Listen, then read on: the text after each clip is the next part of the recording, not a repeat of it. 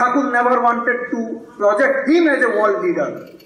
Thakur wanted each of the disciples to raise to a level where people all over the world will see that here is a person. And can I look at that person, what he is saying? Each of the devotees of the Thakur wanted them to make the world preacher, or whatever you say. It is immaterial whether you say Biswaguru or you say any name. What is required is, can we attract the attention of the world so that people get to know the philosophy. People get to know a message. And that is what the significance of the Utsav.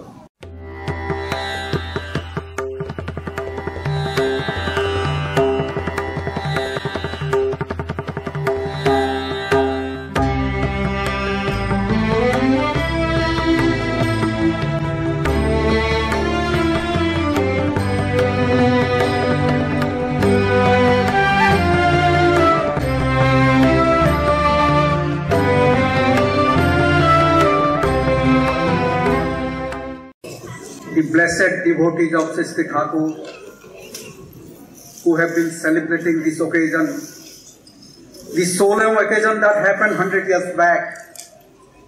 Today I'll just take 10 minutes time, knowing the significance of the occasion, and many of the distinguished speakers, we will have to hear them. The saga of the Biswaguru Utsav happened in 1918 in Bengal year 1325, is a story of history, culture and philosophy. What happened actually in that year was a revelation of divinity, acknowledgement of the fact that the divine head whom the humanity had been searching for years and years and ages is now before us, and it is for us to recognize that. A clear message was given. If you read the invitation written by Ashwini Kumar Biswas, part of it was in poetry and part of it was in prose. A clear message that if you want to see God, you see this person. If you want to achieve God, you follow this person. And if you want to take care of yourself, then take care of his interests. And the invitation was for each one of us to undertake a process of transformation which each one of us are willing or interested to do. To transcend the current limitation in which we all are imposed, the invitation was, can you go outside your boundary and see fulfillment? And that fulfillment process is shown by this person, Thakur Anukulchandra. The invitation was, you are suffering, give your all suffering at his feet and make yourself free. You all know the story of Dr. Gokul Mandal. Sri Thakur told him, while accompanying from the place where he is to take bath in a pond, said, Dada, আপনার যদি জ্বালা, তাপ, পাপ যদি কিছু থাকে আছে আপনার, আমাকে দিয়ে দিন। ডক্টর গোকুল মন্ডল বলছেন, কি এগুলি কি দেওয়া যায়? ঠাকুর বলছেন, আমি সবাইকে এই জিনিসটা মাগি, কিন্তু কেউ দেয় না। তারপরে ডাক্তারবাবু বলছেন যে আমি তো দিতে পারি না, কিন্তু তুমি যদি নিতে পারো, আপনি যদি নিতে পারেন, then নিয়ে নিন। So that was the kind of invitation that we all are into a state of misery. Now can we get rid of that? And we are looking for a way out of that, and here is the way. Just surrender, just submit. That was the invitation. The second significance of the Biswaguru Utsav that happened 100 years back is that what happened in Kustia. the holy land of Kustia, irrespective of the caste, communities, religion, age, everyone invited Thakur, as my previous speakers were saying in the other sessions, that there were teeming millions of people waiting at the steamer station to receive Sri Thakur. That kind of communal harmony, that kind of integration, that kind of inter-religious faith is what is the significance of this Biswaguru Utsav that happened. Imagine a fact, 100 years back, when Thakur was there, the whole of Kustia was celebrating. And as Dr. Anukulchandra said in his discussion, question and answer session, that 10 times people came there.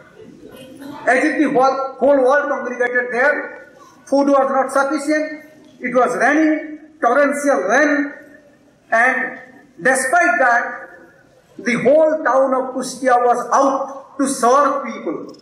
What Thakur said, that you do celebrate, provided you can serve everybody the way you serve the Brahmins, provided you give, nobody goes out, nobody goes away without food, and serve food, clothing to the people who need it. So the message is message of service, message of integration, message of complete collaboration. A Utsav of that magnitude cannot happen without a concrete collaboration.